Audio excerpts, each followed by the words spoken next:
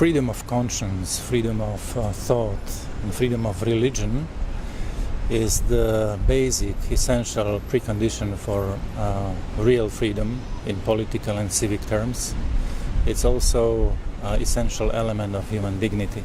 So I hope that CIFoRB, due to not only this position but engagement of European Union, member states, people, NGOs, will be raised in its profile and also promoted in practical daily lives of people outside and inside of Europe. Now, looking at the Commonwealth, there are good practices and there are examples where freedom of religion and belief is actually being exercised quite rightly, but there are many examples of countries where lots of communities, lots of religious communities and those of non-faith are being persecuted on a daily basis. What steps are you and what steps should the EU be taking in order to bring about change here? Religious freedom is a litmus test of overall freedom in society and overall universal human rights.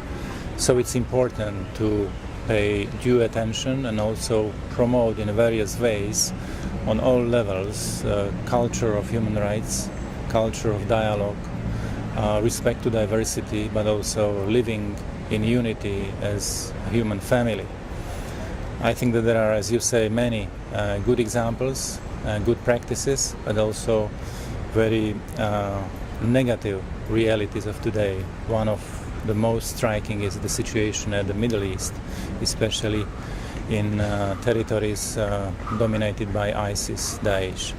So within this spectrum, we have to eliminate space or features of fanaticism, radicalization, extremism, and promote what is really a good example of humanity and solidarity. And therefore, cooperation of like-minded countries, non-governmental and governmental actors, parliamentarians, and people of goodwill is very important. Will your focus be working at grassroots level with communities, between communities, or is the focus on parliamentarians, special advisors, and those people that actually are all making the decisions at the top? I think we need to work on all levels. Of course, with decision makers, because they legislate, they govern, they decide about measures or budgets, whether we speak or mean municipal, regional, national, or even international authorities. I want to also underline the role of religious leaders. Many times, imams, bishops, rabbis have bigger say and influence than political leaders, political ministers coming and leaving. So religious leaders have also huge responsibility in making life better. But the most important is, of course, grassroots level, where people either exist together or live together, but that's a huge difference. There we need to invest more attention, more support, practical projects, programs and processes to show that the world can be more human, and it depends on relation people to people. Now, these are very challenging times and you will be in the spotlight at your office. How effective can you really be? I hope that this first year will show that the topic is very timely, very urgent and important for the world outside, but also for us, because we share peace, stability, prosperity, perspectives, or troubles, or even conflicting situations. Europe is in crisis also due to lack of commitment before, lack of action in previous years in certain regions in Northern Africa, Middle East. I have a very small team. It's a humble system still at the beginning. But, for example, European Parliament invited Commission recently not only to prolong but to strengthen this institutional setup. I don't think it is so much about the structures, but this is about a goodwill, commitment, and sort of lasting engagement on issues which are really decisive, non-material, but very conducive and constructive for future. Look, we are living in time when we commemorate or remember or even discuss genocides.